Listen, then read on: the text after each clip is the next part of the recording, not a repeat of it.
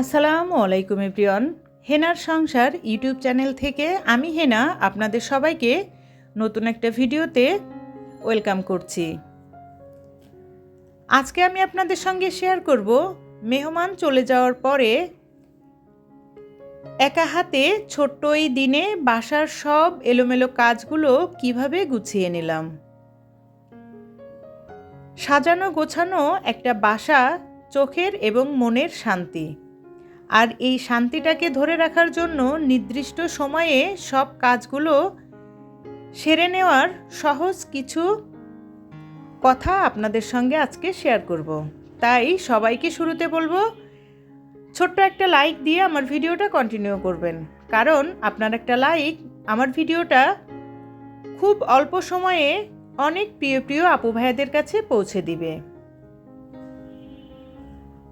বাসায় মেহমান আসলে যেরকম কাজ থাকে, মেহমান চলে যাওয়ার পরেও কিন্তু অনেক এলোমেলো কাজ থাকে। আর সেই কাজগুলো যদি আপনি সঠিক সময়ে গুছিয়ে নেন তাহলে কিন্তু বাসা কখনোই এলোমেলো হবে না, গোছানো এবং পরিপাটি থাকবে সব সময়। আমি গতকালকেই মেহমান যাবার পরে সব প্লেট বাটিগুলো ধুয়ে একটা কাপড়ের উপরে শুকানোর জন্য দিয়ে রেখেছিলাম। আর সকালে ঘুম থেকে উঠে অফ ক্যামেরাতে নাস্তা করে এখন চলে এসেছি সেই এলোমেলো প্লেট বাটিগুলো গুছিয়ে নেবার জন্য। এখন আমি আপনাদের সঙ্গে শেয়ার করছি আমার পছন্দের কিছু কোকারিজ আইটেম। ঘর সাজাতে আমরা মেয়েরা কিন্তু খুব পছন্দ করি, আর এই কোকারিজ আইটেমগুলো আমার মনে হয় প্রতিটা মেয়েরই একটা আবেগ।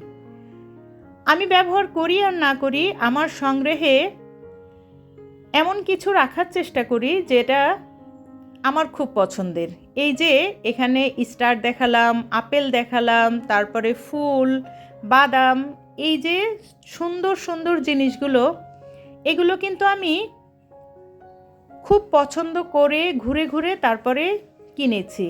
আর এগুলো আমি একসঙ্গে কিনতে পারিনি, যখন যেখানে গিয়েছি যেটা ভালো লেগেছে সেটাই কিন্তু আমি গুছিয়ে রেখেছি।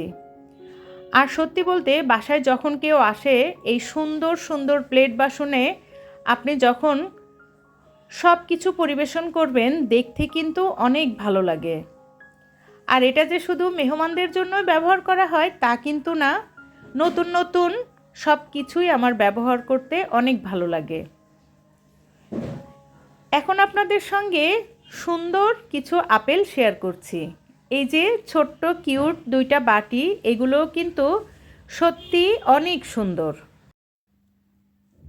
আমি চাইলেই কিন্তু রাতে এই কাজগুলো জমিয়ে রাখতে পারতাম।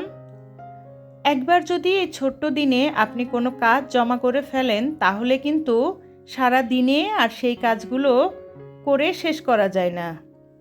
যার কারণে আমি রাতেই সব কিছু একদম ক্লিন করে নিয়েছিলাম। আর এখন জায়গাটা জায়গায় গুছিয়ে রাখবো, তা না হলে কিন্তু আমার নিজের কাছেই ভালো লাগবে না। ছোট্ট এই কিউট কিউট বাটিগুলো আমার সত্যি অনেক পছন্দের। আর এখানে আপনি যে কোনো ধরনের সস, ভর্তা আইটেম বা মিষ্টিও কিন্তু দিয়ে সুন্দর করে ডেকোরেশন করতে পারেন, দেখতে অনেক ভালো লাগে। আমার বাসায় আমার পছন্দের অনেক ক্রোকারিজ আইটেম আছে। আর এই যে ছোট্ট যে ক্যাবিনেটটা দেখছেন এটা কিন্তু আমার লিভিং রুমে টিভি ক্যাবিনেটের সঙ্গেই। এখানে যে ব্যাগগুলো দেখছেন এগুলো আমি সব সময় ব্যবহার করি। রেগুলার ব্যবহার করার জন্য যে ব্যাগগুলো সেটা আমি এখানেই গুছিয়ে রাখি। আর কিছু কিছু শোপিসও আমি এখানে রেখে দিয়েছি।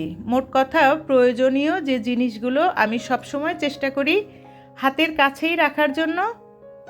আর এই তো যা যা কালকে আমি বের করেছিলাম সব কিছুই জায়গাটা জায়গায় আবার মুছে রেখে দিয়েছি। এখন কিন্তু আমার বাসায় কোনো এলোমেলো নেই, সব কিছুই গোছানো। কেউ বুঝতেই পারবে না যে গতকাল এখানে এত ঝামেলা হয়েছিল, গেস্ট এসেছিল, এত কিছুই এলোমেলো ছিল।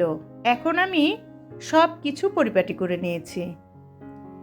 ভিডিওর এই প্রান্তে এসে সকলের কাছে বলবো যারা আমার ভিডিওটা দেখতে দেখতে এই পর্যন্ত চলে এসেছেন, প্লিজ একটা লাইক দিয়ে আমার ভিডিওটা কন্টিনিউ করবেন। আমার ভিডিওতে বলা কোনো কথা, কোনো কাজ যদি আপনার ভালো লেগে যায়, আপনি চাইলেই আমার চ্যানেলটা সাবস্ক্রাইব করে আমার সঙ্গে থেকে যেতে পারেন। পাশে থাকা বেল বাটনটি প্রেস করে রাখতে পারেন, যাতে আমি নতুন কোনো ভিডিও ছাড়লে আপনার কাছে নোটিফিকেশন চলে যায়। আপনি আপনার সময় সুযোগ করে আমার ভিডিওটা দেখে নিতে পারেন।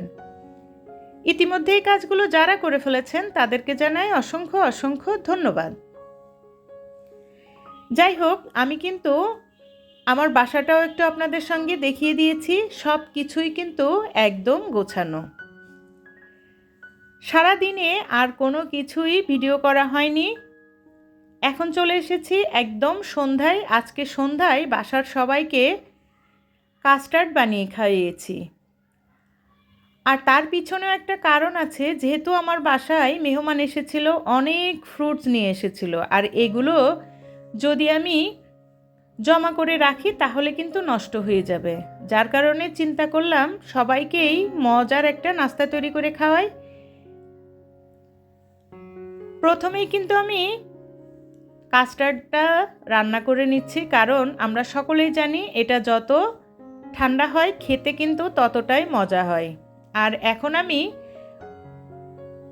ফলগুলো সুন্দর করে কেটে নিব। একদমই সহজ একটা রান্না আমার কাছে মনে হয় কাস্টার্ড। শুধু পাউডারটাকে একটু গুলিয়ে তরল যে দুধটা সেটা জাল দিয়েই সুন্দর করে অল্প টাইমে রান্না করে নিয়ে যায়। আর তারপরেই ফলগুলোকে কেটে মিক্স করে দিলেই কিন্তু মজার নাস্তাটা তৈরি। এটা সকলেই অনেক পছন্দ করে। আর আমার কাছে মনে হয় যেহেতু এখানে প্রচুর পরিমাণে ফল থাকে, যার কারণে অনেকটাই হেলদি একটা নাস্তা। আমি এখন একে একে ফলগুলো কেটে নিচ্ছি। আসলে বাসায় যেহেতু সদস্য সংখ্যা আমরা মোটামুটি অল্পই, তাই সবাই চেষ্টা করি মিলেমিশে কাজ করার জন্য। ছোট বোনের হাতে ফলগুলো কাটতে দিয়ে আমি এখন আঙুর যে কেটেছি সেই আঙ্গুরের বিচিগুলো থেকে যদি গাছ হয় সেই একটু চেষ্টা করছি। একটা ভিজা টিস্যুতে সব বিচিগুলো পেঁচিয়ে এভাবে করে রেখে দিচ্ছি। আর এটা থেকে যদি কোনো ধরনের গাছের জন্ম হয় তখন কিন্তু আপনাদের সঙ্গে শেয়ার করব। যাই হোক, এটা ঠান্ডা হয়ে যাওয়ার পরে এখন দেখেন সব ফলগুলো কেটে মিক্স করে নিচ্ছি। আর সত্য সত্য কালারটা কিন্তু খুবই ভালো এসেছিল। আপনি চাইলেই এটা এমনিতেই খেতে পারবেন, আর একটু বেশি টেস্টের জন্য আইসক্রিম দিয়ে খেলে কিন্তু অনেক ভালো হয়। তবে এটা যে আইসক্রিম দিয়ে খেতেই হবে এমনটা কিন্তু বাধ্যতামূলক না। আর এই তো এখন সবাইকে সন্ধ্যার নাস্তাটা দিয়ে দিচ্ছি। আমি সবসময় আমার দৈনন্দিন কাজগুলো আপনাদের সঙ্গে শেয়ার করি। হয়তো কারুর ভালো লাগে, হয়তো বা কারুর ভালো লাগে না, তারপরেও ভালোবাসা দিয়ে দেখবেন একটা সময় ঠিকই আমি আপনাদের মন জয় করে নিতে পারবো। আমাকে ছোট্ট একটা কমেন্টস করবেন, সেই কমেন্টসটা ধরে আমি কিন্তু আপনার বাসায় পৌঁছে যেতে পারবো। সবাই ভালো থাকবেন, সুস্থ থাকবেন। আল্লাহ হাফেজ। আসসালামু আলাইকুম।